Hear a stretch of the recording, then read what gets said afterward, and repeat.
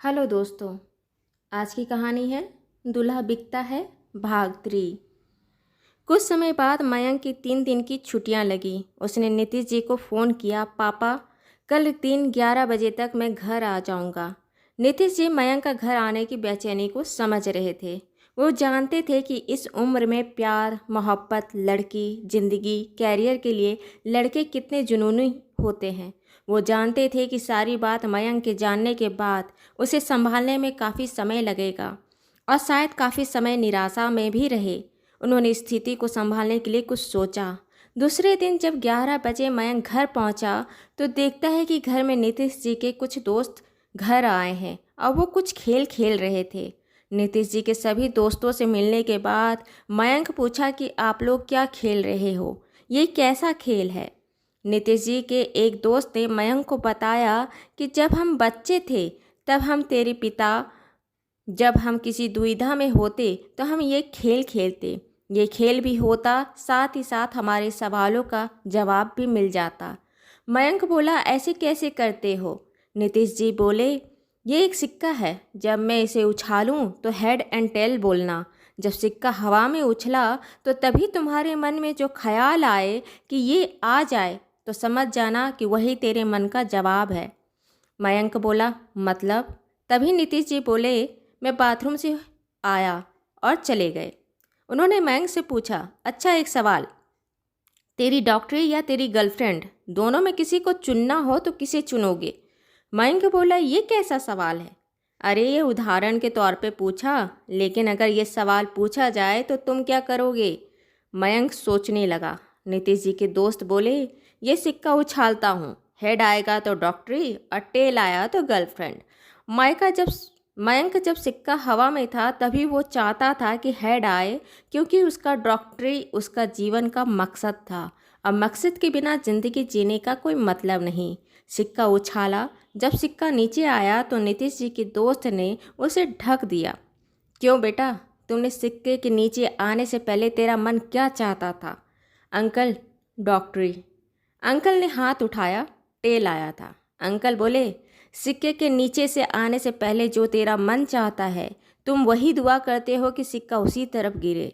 अब समझे? समझ गया अंकल। मयंक अंदर अपने कमरे में चला गया। नीतीश जी के दोस्त शाम के 4 बजे गए। नीतीश जी मयंक के कमरे में आ मयंक को बोले, बेटा शाम 7 बजे तैयार रहना, मेरे एक दोस्त आ रहे हैं, उनसे मिलना तुम्हें अच्छा लगेगा। ठीक है पापा। मयंक को अंदर से खींच आ रहा था, लेकिन करे तो क्या करे। शाम को एक अमीर बंदा अपनी बेटी के साथ घर आए। नीतीश जी मयंक को मिलते हुए बोले, बेटा ये महेंद्र जी हैं और ये इनकी बेटी सोनल है। सोनल को घर दिखाओ, तब तक हम दोनों कुछ बात करते हैं। ठीक है पापा। सोनल को ले मयंक घर दिखाने लगा। सोनल सुलझी, खूबसूरत और प्यारी लड़की थी। दोनों थोड़ी देर में हंसी मजाक कर रहे थे, एक दूसरे के जोक पर हंस रहे थे। फिर सब परिवार साथ खाना खाए। खाना होने के बाद सोनल गाड़ी से वापस अपने घर चली गई। मयंक साथ आकर नीतीश जी और महेंद्र जी के साथ बैठ गया। नीतीश जी मयंक को बोले, कैसी है सोनल? अच्छी है पापा, मिलनसार है, हंसमुख है। नीतीश जी बोले, बेटा यही वो लड़की है जिसे मैंने तुम्हारे लिए पसंद किया है। मयंक कभी नीतीश जी को देखता और कभी महेंद्र जी को, जैसे वो कुछ समझ ही नहीं पा रहा था। महेंद्र जी बोले, तेरे हर सवाल का जवाब देता हूँ बेटा। हमारे अपने समाज में ज़्यादा पढ़े लिखे, अच्छी नौकरी पेशा लड़के नहीं मिलते। मेरे पास पैसा है, लेकिन लड़का को पढ़ा लिखा तो नहीं सकता ना। जब तुम्हारा 12th का रिजल्ट आया, तुम दूसरा रैंक होल्ड किए थे। पूरे शहर में अखबार में तेरा फोटो के साथ न्यूज आया था। एक शाम को मैं तेरे पापा से मिला। उस दिन तुमने अपने डॉक्टर बनने की ख्वाहिश बताई थी और तेरे पापा ने तुम्हें मना कर दिया था। बातों ही बातों में तुम्हारे पापा से पूछा, अब आपका बेटा क्या पढ़ेगा? तब तेरे पापा ने हताश होकर तेरे सपनों के बारे में बताया और उनके पास पैसा नहीं होने की वजह से मना करना। मैं दूसरे दिन तेरे घर आया, तेरे पापा को बोला, आपके बेटे को डॉक्टरी पढ़ने में जो पैसा लगेगा वो सारा पैसा मैं लगाऊंगा, लेकिन जब वो डॉक्टर बन जाए तब शादी मेरी बेटी सोनल से होगी। तेरे पिता ने कुछ सोचने का समय लिया और 2 दिन बाद मुझे हाँ कर दी। तुम्हारे कोचिंग से लेकर इंटर्नशिप तक, हॉस्टल का खर्च, किताबें खरीदने का खर्च, कॉलेज की फ़ीस, जितने खर्च हुए मैंने दिया। अच्छा, इसलिए पापा ने मुझसे उनकी पसंद की शादी करने का वादा लिया। हाँ बेटा।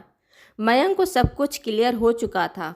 उनके दोस्तों के साथ खेले सिक्के के मतलब को भी समझ चुका था। वापस लौटने पर मयंक ने श्यामा को हर चीज़ बताई। मयंक श्यामा को बोला, पापा ने मुझे बेच दिया। श्यामा बोली, नहीं, तेरे पापा ने तेरे सपनों को खरीद लिया। अगर ये कठिन फैसला नहीं करते तो तुम आज वो नहीं हो सकते थे जो आज हो। मयंक, देखने का नज़रिया है कि तुम किस चश्मे से देखते हो। ये तेरा फैसला है।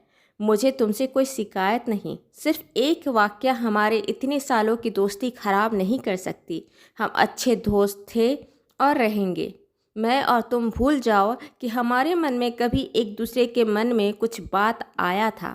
मयंक खुश तो नहीं, लेकिन हल्का ज़रूर हो गया था, क्योंकि श्यामा ने उसे श्यामा का दोषी बनने से मुक्त कर दिया था। दोस्तों, आपको कहानी अच्छी लगी हो तो इसे लाइक करें, शेयर करें, सब्सक्राइब करें और मिलते हैं एक नई कहानी के साथ एक छोटे से ब्रेक के बाद। धन्यवाद।